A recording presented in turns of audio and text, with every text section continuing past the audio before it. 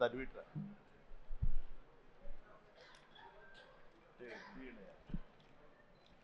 Well done నాన్న, చాలా బాగా చేశారా, ఎక్సలెంట్ నాన్న, ఓకేరా, రైట్ నాన్న,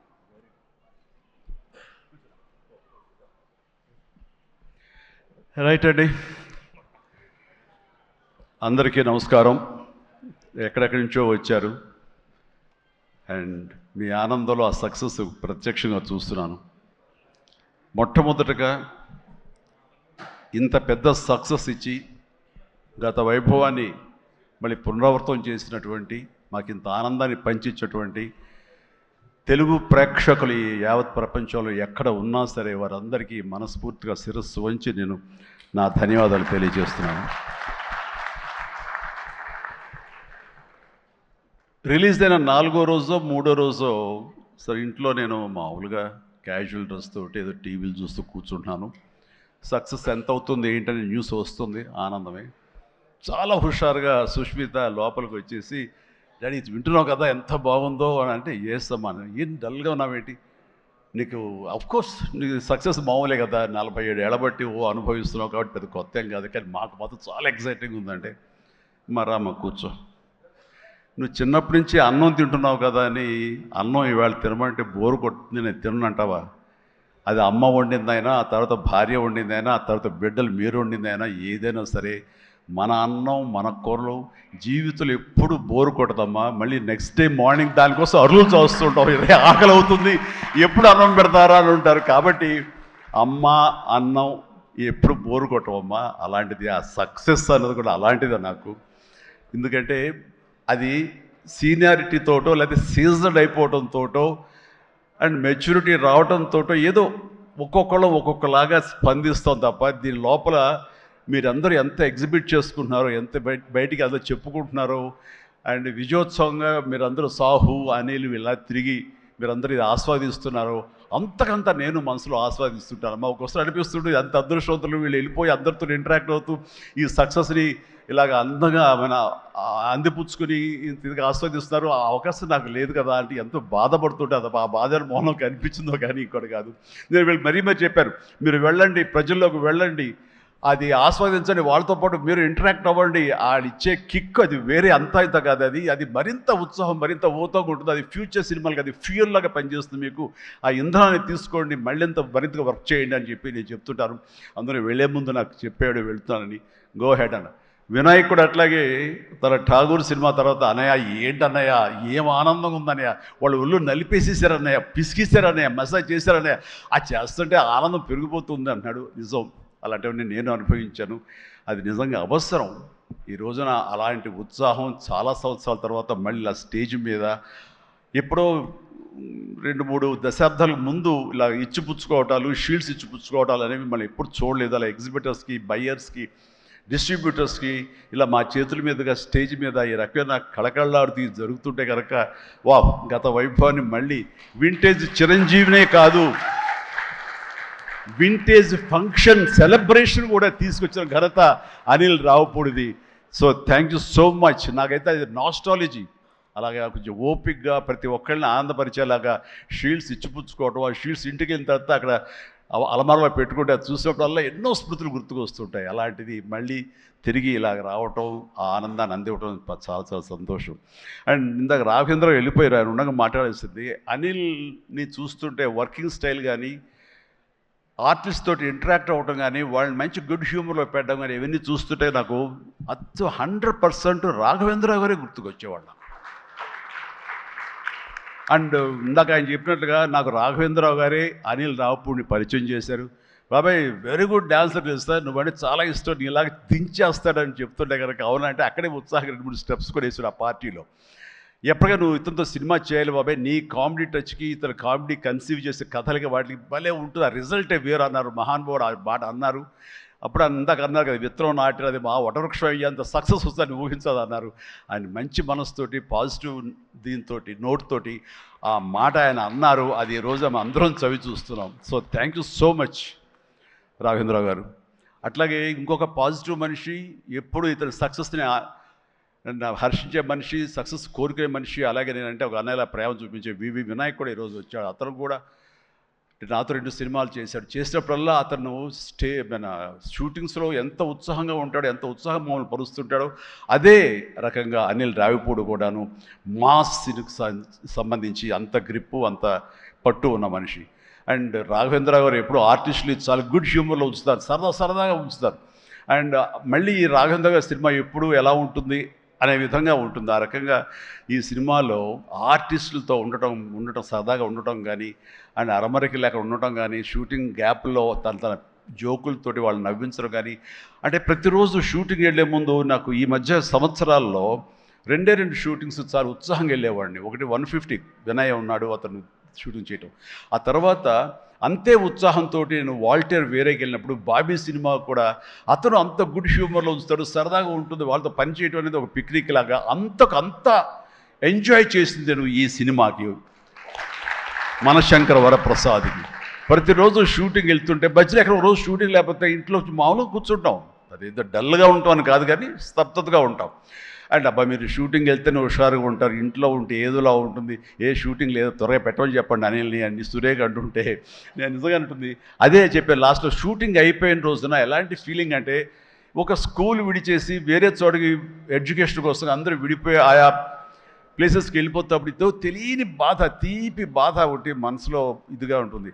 అలాంటిదే నేను గురయ్యాను ఈ సినిమాకి. అందులో లాస్ట్ డే ఎమోషన్ అయ్యి కూడా అందరి యూనిట్ అందరినీ పిలిచి దగ్గరికి తీసుకుని వాళ్ళకి నా కృతజ్ఞత చెప్పుకున్నాను. ఒక వండర్ఫుల్ ఎక్స్పీరియన్స్ ఈ సినిమా నేను చేయడం. అలాంటి ఎక్స్పీరియన్స్ ఇచ్చినటువంటి అనిల్ రావుపూడి రైటింగ్ టీమ్కి, అనిల్ రావుపూడి అసిస్టెంట్లకి, ఏడీలకి, అసోసియేట్స్, అలాగే మన సమీర్ రెడ్డి కెమెరా వాళ్ళ అసిస్టెంట్లు అందరూ ఒక కుటుంబంలాగా కలిసిపోయాం. దానికి తోడు ఇంకా సాహు గారి వైఫ్ ఎవరైతే దీన్ని సమర్పించారో అర్చన గారు కానీ వీళ్ళందరూ ఇంట్లో బిడ్డలాగా, మా సుష్మితో పాటు అమ్మాయి కలిసిపోయేలాగా వీళ్ళందరూ చాలా ఇది కలిపి ఒక ఫ్యామిలీ లాంటి ఫీలింగ్ వచ్చింది.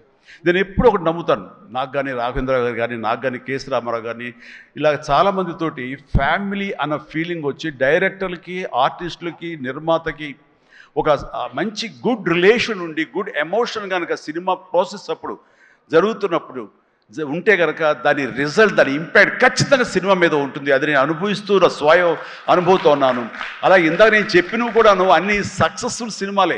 మిగతా సినిమాలకు వచ్చిందంటే ఏదో వర్రీగా, ఏదో డౌట్గా, ఏదోలా ఉంటుంది. కాబట్టి నేను తప్పు నా మీదే వేసుకుంటాను కానీ ఒకళ్ళ మీద నెట్టను నేను, అది కానే కాదు. కానీ నాలో ఉండే జోష్ ఇంట్లో ప్రత్యక్షంగా చూశారు కాబట్టి, అలాగే ప్రత్యక్షంగా సినిమా సెట్స్లో వీళ్ళు చూస్తారు కాబట్టి నేను ఇది ధైర్యంగా చెప్పగలుగుతున్నాను.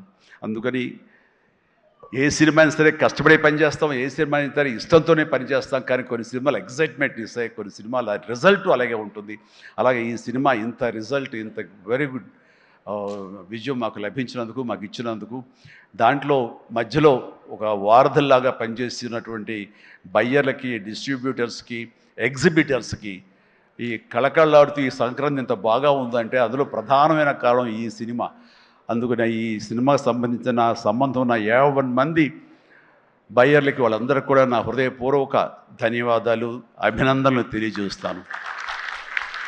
నేను ప్రీ రిలీజ్ ఫంక్షన్లో కోరుకున్నాను అన్ని సినిమాలు బాగా ఆడాలి, అన్ని సినిమాలు కళకళలాడుతుండాలి, థియేటర్లకి జనం రావాలి అని అన్నందుకు నేను ఆ కోరిక మన్నించి ఏదో 1 సినిమా 6 సినిమా కొంచెం అటు ఇటుగా ఉన్నా సరే దాదాపుగా అన్ని సినిమాలు ఈ సంక్రాంతిలో ప్రజలు ఆదరించారు, వాళ్ళన్నిటికీ సక్సెస్ కలగజేశారు. అవన్నీ కూడా మంచి ఆయా రేంజుల్లో వాళ్ళకి, ఆ హీరోలకి, ఆ నిర్మాతలకి, ఆ ప్రొడ్యూసర్లకి, డైరెక్టర్లకి వాళ్ళందరూ కూడా అలాగే ఈ సక్సెస్ దొరికేందుకు ఇది వెరీ గుడ్ సంక్రాంతి, జీవితంలో మర్చిపోలేని సంక్రాంతి. ముఖ్యంగా ఏంది వెంకీ సంక్రాంతి అంటే అదిరిపోద్ది సంక్రాంతి చూస్తావు అన్నట్లుగా అదే చూసాము, అదే అదిరిపోయింది సంక్రాంతి. Thank you. అండ్ ఇక ఈ సినిమాకు సంబంధించిన నా మిత్రుడు, నా సోదర సమానుడు, నా ఫ్యామిలీ ఫ్రెండ్, అన్ని రకాలుగా నా మంచి కోరుకునేవాడు, అతని శ్రేయోభిలాషిగా నేను. అలాంటి వెంకీ ఈ సినిమాలో ఉండాలని కోరుకున్నది నేను, అది కోరుకున్నందుకు ఉండేలా చేసినటువంటి అనిల్కి, ఆ తర్వాత 4-5 రోజులు 7-8 రోజులు ఎన్ని రోజులు కానీ ప్రతిరోజు నవ్వులు సెట్లో తమాషాలు అసలు ఎంత అంటే అంత కాదు. అండ్ యంగ్స్టర్స్ ఫీల్ అవుతారు, టీనేజ్ బాయ్స్ అలా ఫీల్ అయిపోయి ఇద్దరం. ఆహా ఓ యా ఇదే అల్లరి ఇదే రకంగా ఉంటుండేది. అందుకని ఆ సినిమాలో అప్పటిదాకా ఏం ఉండదండి, చిరాగా ఉంటాడు. టేక్ అనగానే ఆ హుషారు ఎక్కడి నుంచి వస్తావు అంటే ఇలా అసలు అంతా ఇదే కాదు. అండ్ నా సాంగ్స్కి అతను డ్యాన్స్ చేయటం, అతని సాంగ్ నేను రిపీట్ చేయటం, ఇలాంటి కాన్సెప్ట్ పెట్టి ఇద్దరి మధ్య బ్యాలెన్స్ చేసి ఎవ్వరికి ఏ అసంతృప్తి లేకుండా చేసి well knitted film with two super stars, two big stars అన్న కలిసి తన తెలివితేటల్ని ప్రదర్శించుకున్నాడు అనిల్ రియల్గానే. ఇతని డైరెక్షను, ఇతను కన్సీవ్ చేసినటువంటి ఆ సాంగ్, ఆ సీన్స్, ఇవన్నీ కూడాను అది వెంకీ ఇంట్రో కానీ అది అవన్నీ చూస్తుంటే ఎంత ప్లాన్ చేశాడు, ఎంత బాగా ఆలోచించాడు అంటే అంత ఇంత కాదు. అండ్ అందుకని ఎంత పెద్ద యాక్టర్లతోనే సరే, ఎంత పెద్ద సినిమాని సరే హ్యాండిల్ చేసేంత కెపాసిటీ, క్యాపబిలిటీస్ ఉన్నటువంటి ఫ్యూచర్, మన Telugu industry future Anil Ravipudi. And Anil Ravipudi నాతో సినిమా మళ్ళీ చేస్తావా లేదా అది నీ ఇష్టం, అది ఎందుకంటే కారు వచ్చేసింది ఇంకెందుకు అనుకోవచ్చు, నువ్వు పని అయిపోయిందని. లేకపోతే చెప్పు హెలికాప్టర్ ఇస్తావు, చెప్పు మళ్ళీ చేస్తానంటావు. కాబట్టి అది కాదు కానీ నిజంగానే నాకైతే ఇమ్మీడియట్గా మరొక సక్సెస్, ఇంకో షూటింగ్ కావాలి, మరొక సినిమా కావాలి కాదు, కానీ ఈ సినిమా చేస్తున్నప్పుడు ఎక్స్పీరియన్స్ ఉంది, అది మాత్రం నిజంగా మళ్ళీ ఎంజాయ్ చేయాలని నేను కోరుకుంటున్నాను, వెంకీ లాంటి మనిషి కోరుకుంటున్నాడు.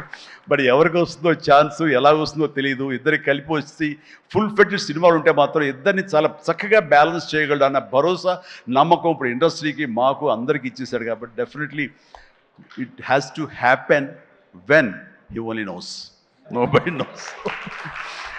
అండ్ ఇక సుష్మిత ముందు సాహు గురించి చెప్పాలి. వెరీ కంపోజ్డ్ పర్సన్, నవ్వే గగనం అన్నట్లుగా అసలు నవ్వటం కూడా ఉండదు. ఏ మనిషి సీరియస్ మనిషి ఏమో అనుకుంటాను. హాయ్ గుడ్ మార్నింగ్ సాహు అంటే సార్ అంతే, హలో అంతే తప్ప మళ్ళీ రోజంతా ఏదో ఉంటుంది, మరీ ఏదో ఇంట్రెస్టింగ్ ఉంటుంది. అలాంటిది ఈ సినిమా ఫస్ట్ టైం రషెస్ చూసిన తర్వాత వచ్చి మాట్లాడాడు, తెగ మాట్లాడి కొట్టేస్తామండి. ఇంకా అసలు సినిమా మిగతా సినిమా చూడాల్సిన అవసరం లేదు, చాలా బాగుంది, థియేటర్లో చూసుకోవటమే అదిరిపోయింది అని అంటే అతను ఆ మాత్రం ఎక్స్ప్రెషన్ ఇవ్వడం అనేది చాలా పెద్ద విషయం అండి. అన్నాడంటే కనుక సినిమా అంత గ్రేట్ హిట్ అయిపోతుంది అని అన్నాడు. ఆ రోజే ఈ విజయం గురించి ముందుగా హింట్ ఇచ్చిన వ్యక్తి సాహు గారపాటి. అండ్ తన కంపోజ్డ్ నేచర్ కానివ్వండి, తను చిన్న వయసులోనే తీసిన సినిమాలు తక్కువైనా సరే వాటిని సమర్థవంతంగా వాటిని తెరపైన, సెట్స్ పైన నడిపించిన విధానం కానివ్వండి, అటు ఎగ్జిబిట్ చేసిన విధానం కానివ్వండి, అది చాలా చాలా బాగుంది. అండ్ ఆర్టిస్టులు అందరినీ కూడా చాలా బాగా చూసుకున్నాడు. ముఖ్యంగా వాళ్ళ వైఫ్ అర్చన కూడా ఒక ఫ్యామిలీ లాగా కలిసిపోయింది అనమాట. And thank you so much. మళ్ళీ మళ్ళీ మళ్ళీ ఇంకోసారి కూడా చెప్పే అవకాశం ఇంకో స్టేజ్ మీద ఇస్తారు అనుకుంటున్నాను మీరంతా. Thank you so much. ఇక సుష్మిత విషయం నేను చెప్పాల్సి వస్తే,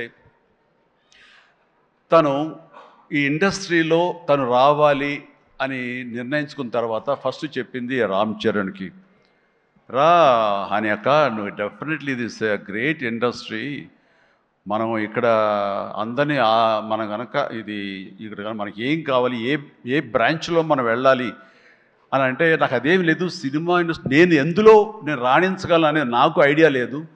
ఫస్ట్ ఆఫ్ ఆల్ ఏదో ఎంటర్ అవ్వాలి అంటే ఓ పని నా కాస్ట్యూమ్స్ అవి చూసుకోండి. రంగస్థలంలో తన కాస్ట్యూమ్స్ గురించి, రంగస్థలంలో కాస్ట్యూమ్స్ ఏమున్నాయి పాప, ఏముంటాయి అంటే ఏదోనా సరే లుంగి కానీ అది కానీ ఆ గెటప్కి వస్తుందని చెప్పి తను సుకుమార్ వాళ్ళందరి దీంట్లో డిజైన్ చేసుకుంటే చాలా రస్టిక్గా ఉండాలి, చాలా ఇదా ఉండాలి అంటారు. వాళ్ళు చెప్పిన మాట ఏంటంటే, ఒక చిరంజీవి గారు అమ్మాయి రామ్ చరణ్ సిస్టర్ అన్న ఫీలింగ్ లేకుండా గబుక్కుని ఏదో ఒక లుంగి కావాలంటే రాజమండ్రి ఆ ప్రాంతంలో కారు వేసుకుని తనే బయలుదేరి షాప్ తిరిగి డైరెక్టర్ కోరుకున్నటువంటి ఆ క్లాత్ కోసం తను తిరిగి చెమట కక్కుకుంటూ వచ్చి చేసింది అని చెప్పినప్పుడు నేను చాలా అంత కష్టపెడతా ఎవరు ఉంటారు కదా మా అసిస్టెంట్స్ అంటే నాకేం తెలియదు, మళ్ళీ వాడిని పంపించితే ఏం చేస్తారో ఏమో తెలియదు, నేనే వెళ్ళానంటూ. అంటే కష్టానికి నెరవక నాన్న నుంచి కానీ తర్వాత తమ్ముడి నుంచి కానీ ఈ ఇండస్ట్రీలో రాణించాలంటే కష్టం ఒక్కటే పరమావధి, కష్టం ఒక్కటే నిజమైనటువంటి ఆయుధం, ఆ ఊతం అని తెలుసుకున్న మనిషిగా నాకు చాలా ఆనందం వచ్చింది. తను ఏవైనా ఇండస్ట్రీలో చేయగలదు, సాధించగలదు నమ్మకం. ఫస్ట్ టైం ఆ రాజమండ్రి వీధుల్లో తను ఎవరో మర్చిపోయి ఒక కాస్ట్యూమర్ లాగా పరిగెత్తిందంటే that is the best thing. నేను దాన్ని మనస్ఫూర్తిగా దాన్ని హర్షిస్తున్నాను, వెల్కమ్ చేస్తున్నాను. ఆ తర్వాత నేను సినిమాలు చేద్ది ప్రొడ్యూసర్గా చేయాలనుకుంటున్నాను, నాకు ఇంట్రెస్ట్ కలుగుతుంది, ఇక్కడే సెటిల్ అవ్వాలనుకుంటే ఇది వండర్ఫుల్ ఇండస్ట్రీ అమ్మా, ఇక్కడ నువ్వు రాణించాలి అంటే కనుక ఖచ్చితంగా నీకు అవకాశం ఉంటుంది. ఇది ఒక దీనిలాగా ఎంతమంది వచ్చినా సరే అంతమందికి ప్లేస్ ఉంటుంది. అది ఎవరు రాణిస్తారు ఎవరు రాణించరు అనేది మన వ్యక్తిగత కష్టాన్ని బట్టి మన యొక్క గోల్స్ని బట్టి ఉంటాయి ఇక్కడ. కాబట్టి ఇంకొక విషయం, ఇండస్ట్రీ, ఈ పరిశ్రమ, సినీ పరిశ్రమ అనేది అద్దం లాంటిది. మనం ఎలాగా ఉంటామో మన స్వభావం కానీ, మన ఆహార్యం కానీ, మన థాట్స్ కానీ, మన స్వభావ భావాలు కానీ, ఇవన్నీ మన వ్యక్తిత్వం కానీ ఎలా ఉంటుందో అలాగే మనకి రిజల్ట్ కనబడుతుంటుంది. ఆ అద్దం కూడా మనం అలాగే చూస్తుంది, ఇండస్ట్రీ కూడా అలాగే మనకి రిజల్ట్ ఇస్తుంటుంది. నీ వ్యక్తిత్వం బాగుండాలి, నీ అప్రోచ్ బాగుండాలి, నీ కష్టం బాగుండాలి, అంతకంత రిజల్ట్ ఇస్తానే ఉంటుంది ఇండస్ట్రీలో. దీన్ని కేర్లెస్గా ఉన్నా సరే, ఒక యాటిట్యూడ్ ఉన్నా సరే, చూద్దామని అపనమ్మకంతో ఉన్నా సరే, అది కూడా నీ పట్ల అపనమ్మకంగానే ఉంటుంది. ఏది అంతంత మాత్రంగా చూస్తుంది. నేను అనుభవపూర్వకంగా చెప్తాను. అన్నప్పుడు నేను ఫస్ట్ సినిమా చేయాలనుకుంటే మా ఇంట్లో ఉన్న హీరోస్ తోటి ఏ హీరో తను కాదంటారు? ప్రతి ఒక్కరిని ప్రతిరోజు కలుస్తుంది. ఒక కత్తి తెచ్చుకుంటే ఏ హీరో తను కాదంటారు? కానీ నేను వాళ్ళతో చేయండి డాడీ, నేను ఫస్ట్ ఆఫ్ ఆల్ ఎక్స్పీరియన్స్ సంపాదించాలి, గ్రౌండ్ రియాలిటీ తెలుసుకోవాలి అంటూ తను వెబ్ సిరీస్ మొదలుపెట్టింది, వెబ్ ఫిలిమ్స్ మొదలుపెట్టింది. అమ్మా ఇదో లాభం ఉంటుందంటే, లాభం ఉండదు డాడీ, ఏదో లక్షల్లో మిగులుతుంది లేదంటే ఒకసారి అది కూడా ఇదైపోతాయి. కానీ నాకు ఎక్స్పీరియన్స్ గెయిన్ చేస్తాను, ఎక్కడెక్కడ ఏమిటి ఎన్ని డిపార్ట్మెంట్లు ఉంటాయంటూ ప్రతి డిపార్ట్మెంట్ని చవి చూస్తూ దానిలో ఒక ఎక్స్పీరియన్స్ గెయిన్ చేస్తూ, అలాగే తన ఫిలిమ్స్ తీసింది, చిన్న ఫిలిమ్స్ చిన్న హీరోలతో చేసినప్పుడు తను ఒక కాన్ఫిడెన్స్ గెయిన్ చేసుకుంది. అంతేగాని మాకు రెడీమేడ్ కేక్ వాక్ ఇక్కడ సినిమా తీయటం, మా అండదండలో నాన్నగారు వాళ్ళందరూ ఉన్నారు కాబట్టి అని అనుకోలేదు. అలాగే ఎవరితోటో నువ్వు పార్ట్నర్షిప్ తోటి నాతో సినిమా చేయమంటే వాళ్ళు అన్నారు, అయ్యో అమ్మ నువ్వేమి పెట్టక్కల, నువ్వేమి రావక్కర్లేదు, సినిమా మేము చేసేస్తాము, నీ పేరు వేసేస్తాము, లాస్ట్కి వచ్చేసరికి ఇదిగో ఇంత డబ్బుని ఇచ్చేస్తామా, ఏం వర్రీ అవ్వకమ్మా అంటే, అస్సలు నాకు వద్దుడంటే నేను వెళ్తే సినిమా చేయను, అందుకు అది బ్యానర్ పేరు నేను చెప్పను అనేసరికి, అలాగే ఏమంటే కాదండి నాకు ఎక్స్పీరియన్స్ కావాలి, నేను పని చేయాలి, నేను డబ్బు పెట్టుబడి పెట్టాలి, పెట్టిన తర్వాత మంచి వచ్చేడా వచ్చే ప్రతి పైసాకి నేను తినడానికి, నేను అనుభవించడానికి నాకు అర్హత ఉంటుంది కాబట్టి నేను చస్తే ఆ సినిమా చేయండి. ఆ సినిమా క్యాన్సిల్ చేసుకుంది. సో వదిలేశాను నేను. సాహుతోటి సినిమా అన్న తర్వాత సాహు తను కూర్చుని చెప్పండి మీరు ఎంత పెడతారో నేను అంతే పెడతానని సగం డబ్బు సొంతంగా పెట్టింది, మిగతా డబ్బు బయట నుంచి అప్పు తీసుకొచ్చింది, పెట్టిందే తప్ప నేనైతే న్యాయపరిశ ఇవ్వలేదు. ఆ పైపెచ్చు ఇద్దరి నుంచి నాకు టైంకి కావాల్సిన రెమ్యునరేషన్ ఆయా సమయాల్లో నేను తీసుకుంటూనే ఉన్నాను తప్ప అది నేను ఇవ్వలేదు. అంత ప్రొఫెషనల్గా బిహేవ్ చేసింది. ఈ రోజున ఈ రిజల్ట్లో సాహు ఎంతగా అనుభవిస్తున్నాడో, ఒక నా సినిమాని గర్వంతో, ఎస్ నేను డబ్బులు పెట్టుబడి పెట్టి డబ్బు సంపాదించుకుంటున్నాను అదే గర్వంతో తను కూడా ఉంది. కాబట్టి ఈ రోజున ఒక డాటర్గా సుష్మిత చూస్తే నేను గర్వపడుతున్నాను, ఎప్రిషియేట్ చేస్తున్నాను, మనస్ఫూర్తిగా ఓ బిడ్డగా నేను గర్వపడుతున్నాను. థ్యాంక్స్ రా, యూ డిజర్వ్ ఇట్. సో అట్లాగా బిడ్డలు ఈ ఇండస్ట్రీలో రాణించాలి అంటే నిజంగా ప్రతి వాళ్ళు, అది ఏ బిడ్డ అయినా అవని, ఆడబిడ్డ అవని, మగబిడ్డ అవని, ఇండస్ట్రీలో రాణించాలి అంటే కనుక ఖచ్చితంగా ఎంకరేజ్ చేయాలి. ప్రతి ఇది గొప్ప ఇండస్ట్రీ అండి. ఇక్కడ ఎవరైనా రాణించలేదు, ఇక్కడ ఏదైనా నెగిటివ్ పీపుల్ ఉన్నారు, ఇక్కడ మాకు ఇలాంటి బిట్టర్ ఎక్స్పీరియన్స్ జరిగింది అంటే కనుక అది నీ తప్పిదం అవుతుందని నేను అనుకుంటున్న ప్రగాఢంగా నేను నమ్ముతున్నాను. నువ్వు స్ట్రిక్ట్గా ఉండి సీరియస్గా ఉంటే కనుక ఏ ఒక్కటి అడ్వాంటేజ్ తీసుకోవడానికి ప్రయత్నం చేయరు. ఎలాంటి ఏదంటే క్యాస్ట్ కావచ్చు అలాంటివి ఏమి ఉండవండి. నీ బిహేవియర్ బట్టి ఉంటుంది. మీకుండే అభద్రతా భావంతో ఏమో అలాగేలా ఉండాలేమో అని ఉండకూడదు. ఎస్ నువ్వు ప్రొఫెషనల్గా ఉండు, అవతల కూడా ప్రొఫెషనల్గా ఉంటారు. ఈ ఇండస్ట్రీ అనేది ఒక అద్దం లాంటిది. నువ్వేమి ఇస్తావు తిరిగి నీకు అదే వస్తుంది. కాబట్టి ప్రతి ఒక్కరికి ధైర్యంగా పరిశ్రమకు రావాలి అనుకుంటే కనుక కృత నిశ్చయంతో, దృఢ సంకల్పంతో, హార్డ్ వర్క్ని ఆసరాగా చేసుకుని రండి. ఇది గొప్ప ఇండస్ట్రీ. మీరు అందరూ రాణిస్తారు, చేస్తారు. అది ఆడబిడ్డలు కానివ్వండి, మగవాళ్ళు కానివ్వండి, ఎవరైనా సరే. సో అది నేను వెల్కమ్ చేస్తున్నాను. దానికి ప్రత్యక్ష సాక్ష్యం సుష్మిత, అలాగే దత్తు గారి పిల్లలు స్వప్న, దత్, ఇలాంటి వాళ్ళందరూ కూడా ఎంతోమంది, ఇది ప్రధానంగా ఇంత డిస్ట్రిబ్యూటర్స్ తరపునట్టు మాట్లాడిన సుప్రియ, వీళ్ళందరూ కూడా ఆ స్థాయి వాళ్ళు.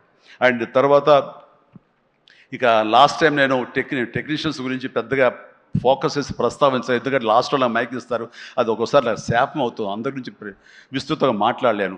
బట్ దీనికి సంబంధించి భాను, కోరియోగ్రాఫర్ భాను, అలాగే విజయ్, మన మీసాల పిల్ల తీసిన విజయ్ కానీ, అలాగే ఈ హుక్ స్టెప్ వేసి ఇప్పుడు సెన్సేషనల్గా అదరగొట్టినటువంటి ఆడ సందీప్ అండ్ సందీప్ వైఫ్ జ్యోతి, వీళ్ళందరూ ఇది ఒక గొప్ప అవకాశం మాకు, మమ్మల్ని ఎగ్జిబిట్ చేసుకోవడానికి, మమ్మల్ని మేము చూపించుకోవడానికి ఇది గొప్ప వేదిక ఒకప్పుడు ప్రభుదేవ, తర్వాత లారెన్స్ ఇలాంటి వాళ్ళు ఎంతోమంది నన్ను విగతి ఆధారం చేసుకుని నన్ను నా మీద కంపోజ్ చేసి వచ్చారు. అండ్ అలాంటి భవిష్యత్తు మీ అందరికీ ఉంటుందని ఇప్పటికే అనుభవిస్తూ ఉంటుంటారు మీరు. ఆ జోష్ ప్లీజ్ అలాగే అనుభవించండి, మంచి ఫ్యూచర్ ఏర్పరచుకోండి. మీకు ఆల్ ద వెరీ బెస్ట్. కూర్చోండి. తర్వాత ఈ సినిమాకి లిరిక్స్ అందించేటువంటి కాసర్ల గారు, అలాగే రామ్ జోగశాస్త్రి గారు, అనంత శ్రీరామ్ గారు, ఆదిపట్ల గారు, భాస్కర్ పట్ల గారు, వీళ్ళందరూ చాలా చక్కటి లిరిక్స్ ఇచ్చి అన్నీ బాగా చేశారు. అయితే వీళ్ళకి వెనకాల వెన్నెముక నిలబడి ఇవి నా ట్యూన్స్ ఇప్పుడు రాసుకోండి అని భరోసాగా ఇచ్చిన బీమ్స్, ఎక్సలెంట్ బీమ్స్. ఎందుకో తెలియదు, ఈవేళ ఉదయం నుంచి మీరు మధ్యాహ్నం నుంచి సారీ ఫంక్షన్ బీరేజ్ కొంచెం డల్గా ఉన్నారు. ఏంటి కారణం నాకు తెలియదు. ఏమైనా అప్సెట్ చేశాడా? నెక్స్ట్ పిక్చర్ తీసేద్దాం చెప్పండి. మిమ్మల్ని మీరు ఎంత అంటే అంత ఎక్సలెంట్ బీమ్స్. అండ్ సినిమా ఆద్యంతం ఇదే చాలా బాగా ఇచ్చావు.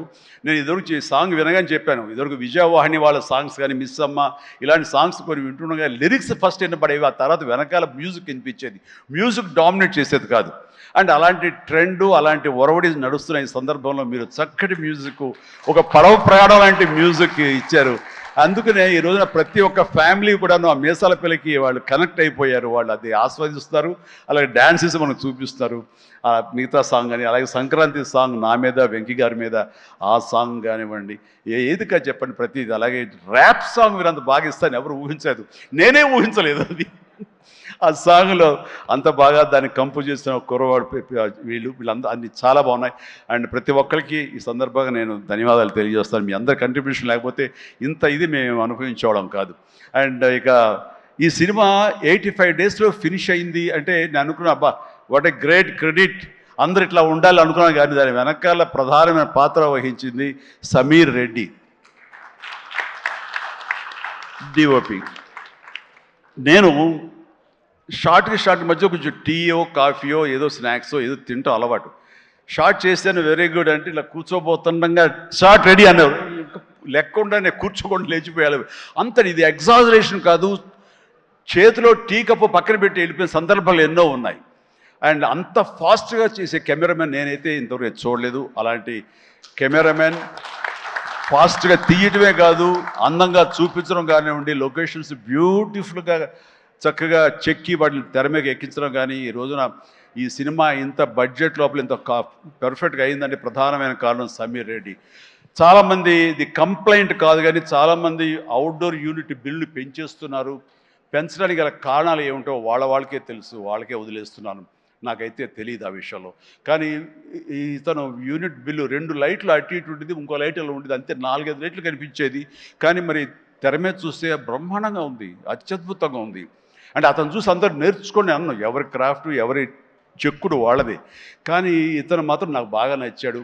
అండ్ ఇతని మన అనిల్ కూడా, వాళ్ళిద్దరికి మంచి సింక్రనైజేషన్ అయ్యింది. అండ్ ఈ సినిమా నేను చెప్పాను మొన్న సభలో, ప్రీ రిలీజ్ సభలో, ఇది ఫస్ట్ ఈ సినిమా సూపర్ హిట్ అయిపోయింది రిలీజ్కి ముందే. ఎందుకంటే బడ్జెట్ వైజ్గా కానీ, డేట్ వైజ్గా కానీ, with in the budget, with in the limited టైంలో కానీ ఈ సినిమా ఫస్ట్ టైం ఇలా అయ్యింది. ఇది మీరు చూసి నేర్చుకొని నేను ఎవరికి సలహాలు ఇవ్వట్లేదు, అలా కాదు, మా ఎక్స్పీరియన్స్ మీకు చెప్తున్నాను అంతే. అండ్ అయ్యింది, అక్కడే సక్సెస్ అయింది, అక్కడే ప్రొడ్యూసర్స్ ప్రాఫిట్ లాభాలు వచ్చేసినాయి అక్కడ. ఆ తర్వాత యావరేజ్గా అయినా సరే అవే లాభాలు ఉండేవో. ఇంత సూపర్ హిట్ అయింది కాబట్టి ఎక్స్ట్రా బాల్స్ కొంత రావచ్చు, అది ఎంతో నాకు చెప్పకండి, మళ్ళీ నా రేట్ పెంచేస్తాను. ఇంతలో అడిగితే చెప్పలేదండి ఎంత వచ్చిన లాభాలు, చెప్తే నేను అడుగుతానే భయం ఏదో ఉంది వాళ్ళకి, సాహు కానీ సుష్మిత కానీ. సో నాకు ఇంతకు ఏం తెలియదు, ఆ లెక్కలైపులో నేను వెళ్ళన్నది నాకు. అండ్ ఇంకా నా తోటి నటినట్లుగా వస్తే కనుక ఇక్కడే ఉన్నారు హర్ష కానీ, వెళ్ళిపోయి ఉంటాడే, ఉన్నా బాబు నా థ్యాంక్స్. హర్ష పాపం, హర్ష ఈ సినిమాలో తన ఎంతో ఉత్సాహంతో ఉన్నాడు. అండ్ నాకు నా ఫ్యాన్ అంటాడు, నిజమే తెలియదు, అందరి దగ్గర అదే మాట అంటాడేమో, కానీ నా సాంగ్స్ అవి అలవకగా పాడుతూ గుర్తుంచుకుని పాడుతుండే, ఎవరి పాట అంటే ఎవరి పాట అంటారంటే మీదే సార్, నా పాట ఓకే నాకు గుర్తు రావట్లేదా, ఎప్పుడో ఇది పల్లెటూరు మొనగాడు గోండా ఆ పాటలు పాడితే ఎట్లాగయ్యా అంటే, లేదు సార్ మేము అట్లా అంటే అంత ఇదిగా అతను ఈ సినిమాలో ఆ సాంగ్స్ అవి నాతో మాట మంచి ఎంటర్టైన్గా ఉంటూ ఈ సినిమా చేస్తున్నందుకు చాలా ఆస్వాదించాడు. బ్రహ్మాండంగా ఎంటర్టైన్ చేశాడు మమ్మల్ని. అయితే మధ్యలో కాలు ఇరిగింది, అది ఎవరి శాపం నేను చెప్పలేను. కానీ ఆ టైంలో కూడా అతను ఎంతో డిసప్పాయింట్ అయితే, నో నువ్వు ఉంటున్నావు సినిమాలో అంటూ చక్కగా తెలియకుండా సినిమాలో దాన్ని డిజైన్ చేసి అతని చేత చేయించడం అది చాలా happy. And Harsha, you do a fantastic job. బాగా నిండుదనం వచ్చింది and very good, I appreciate. And ఫర్దర్గా మళ్ళీ ఎక్కడ అవకాశం వస్తే నాకు ఇవ్వు, ఛాన్స్ కలిసి చేద్దాం. నువ్వు ఇవ్వాలి. అండ్ అట్లాగే ఎస్, కాదు ఇలా చెయ్యాలి అనగానే అక్కడ బ్లాక్ డ్రెస్ వేసుకుని ఒక వ్యక్తి ఉన్నాడు, ప్రకాష్. మాట్లాడు, అందరి గురించి మాట్లాడుతున్నా, నా గురించి మాట్లాడాలి. ప్రకాష్, నువ్వు నా మనసులో ఉన్నావయ్యా. బాగానే బ్యాలెన్స్ చేశానే. ప్రకాష్ దాని వండర్ఫుల్ జాబ్ అండి. అండ్ చాలామంది ఆ క్లైమాక్స్ సెట్ ఉంది కదా, I mean total heroine set, ఆ సెట్ని చూసి చాలామంది ఒక ఎక్స్పీరియన్స్, వండర్ఫుల్ డిజైనింగ్ అంటే ఆ ఫోటోలు తీసుకుని ఆ ప్లానింగ్ తీసుకుని చాలామంది ఇల్లు కట్టుకుందాం అనుకునే వాళ్ళు తీసుకెళ్ళడం నేను చూశాను. అండ్ ఇన్ఫ్యాక్ట్ నా కూతురు కూడా సజెస్ట్ చేసే, పాప నువ్వు ఇల్లు కడితే ఇలా ఉండాలని చెప్పని తను కూడా ప్లాన్ చేసుకుంటుంది. అంత చక్కటి డిజైనింగే కాకుండా అంత కాస్ట్ ఎఫెక్టివ్ తోటి ఈ సినిమా లిమిటెడ్ బడ్జెట్తో ముందు ప్రధానంగా జరగటానికి ప్రకాష్ కారణం. ప్రకాష్ తను ప్రొడక్షన్ డిజైనర్గా మనస్ఫూర్తిగా అభినందిస్తాను. Prakash, please go ahead. And ఇక ఆర్టిస్టులుగా ఆయన ఉన్నారు, ఎవరో శ్రీనివాస్ గారు, మీరే కదండి కలెక్టర్ గారు, కూర్చోండి. Thank you. కలెక్టర్ ఆనంద్, చిట్టి, అలాగే మన హర్ష, అభినవ్ ఎక్కడ ఫెంటాస్టిక్ అభినవ్ వెళ్ళిపోయాడా? టైం అయింది అనుకుంటా.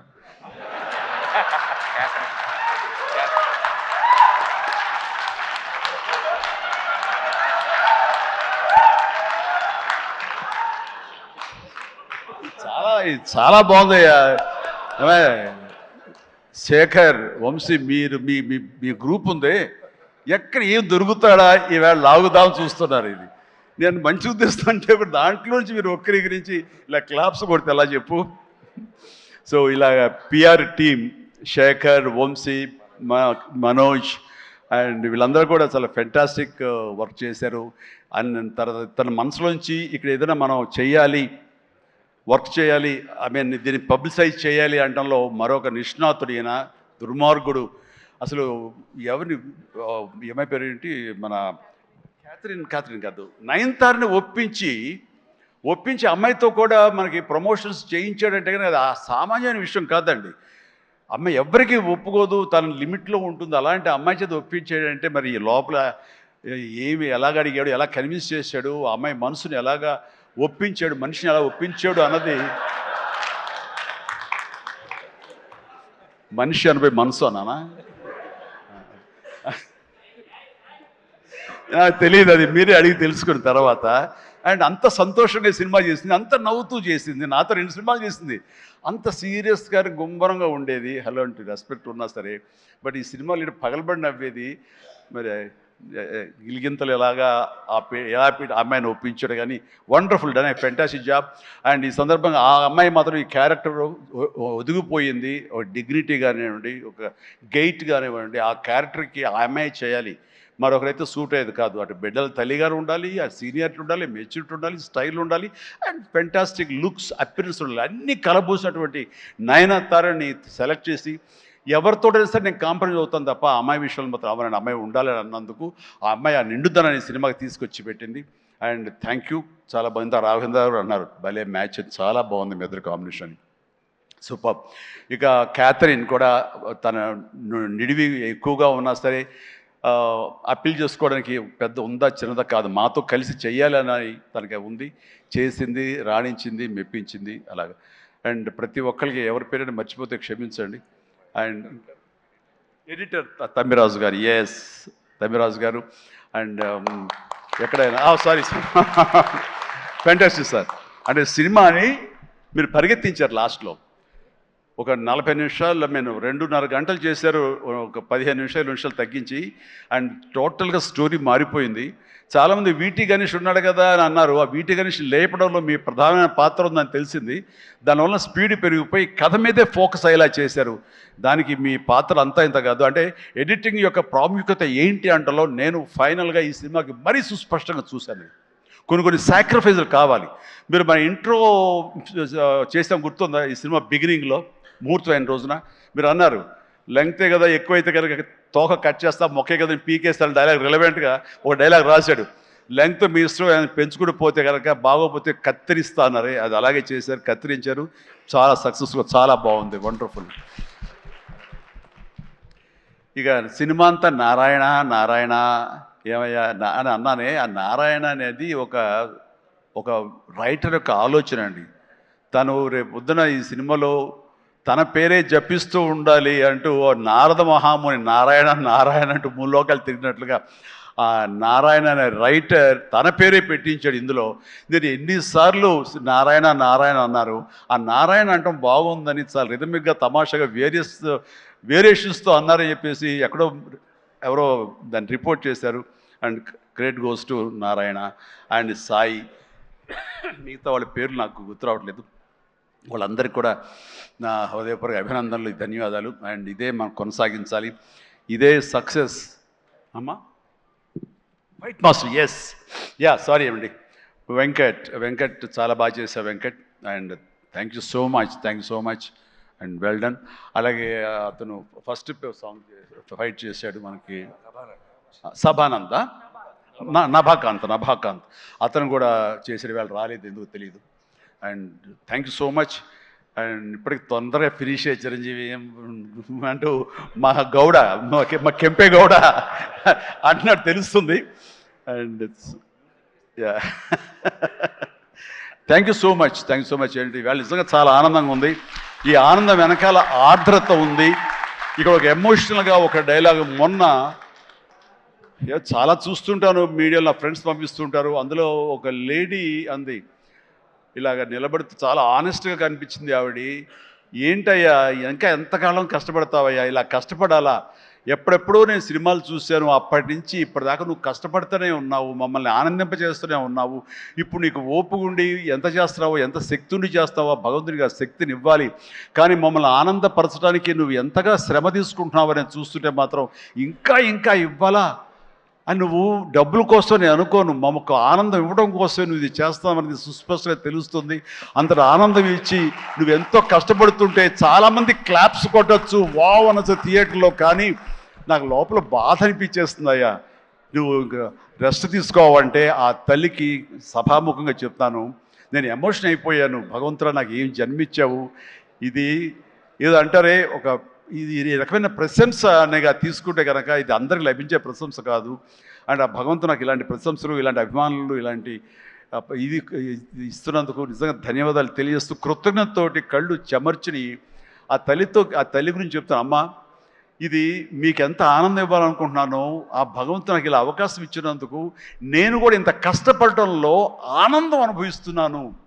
సెట్లో మీరు చూసినప్పుడు అంతటి ఎగ్జైట్మెంట్, అంతటి ఆనందం నేను అనుభవిస్తుంటాను. అది ప్రాక్టికల్గా చూసిన వాళ్ళకి తెలుస్తుంది. కాబట్టి నేను ఏదో కష్టపడిపోతున్నాను, శ్రమిస్తాను అనుకోకండి, మీరు అలా అనుకోవద్దు అంటూ సభాముఖంగా నేను అవి చెప్పాల్సి వస్తుంది. I enjoy working with all youngsters. మీకు ఈ శక్తి ఎక్కడి నుంచి వస్తుందంటే కనుక మీ నుంచి వస్తుంది. నన్ను చూసి ఆనందపడేవాడు, నన్ను ప్రశంసించేవాడు, నేను కావాలని కోరుకునేవాడు, నాకు ఇంకా లాంజివిటీ కావాలని కోరుకునేవాడు, చిరంజీవి ఇంకా ఈ ఇండస్ట్రీలో ఇంకా రాణించాలి, ఇంకా ఎంతో మీకు ఆనందాన్ని ఇవ్వాలని కోరుకునే వాళ్ళ కోరిక ఉంది చూసారా, ఆ కోరిక తాలూకా పాజిటివ్ ఎనర్జీని నేను గ్రహిస్తూ నేను అంత ఎనర్జైజ్ అవుతున్నాను, అంత కష్టపడి పనిచేస్తాను. ఈ జన్మ ఉన్నంత వరకు మిమ్మల్ని అలరిస్తూనే ఉంటాను. అందుకని దీనికి తుది లేదు, ఇది కొనసాగింపే తప్ప. Thank you very much. ధన్యవాదాలు అండ్ జై Hind. Thank you sir, thank you very much. ఇంతటి మెమరబుల్ సంక్రాంతిని మా అందరికి ఇచ్చినందుకు ఈ కాంబినేషన్ కి స్పెషల్ థ్యాంక్ యూ. అండ్ ఈ కాంబినేషన్ లో మరో సంక్రాంతి, మరో పండగ కూడా రావాలి అని మనస్ఫూర్తిగా కోరుకుంటూ very special thanks to megastar Chiranjeevi గారు అండ్ విక్టరీ వెంకటేష్ గారు.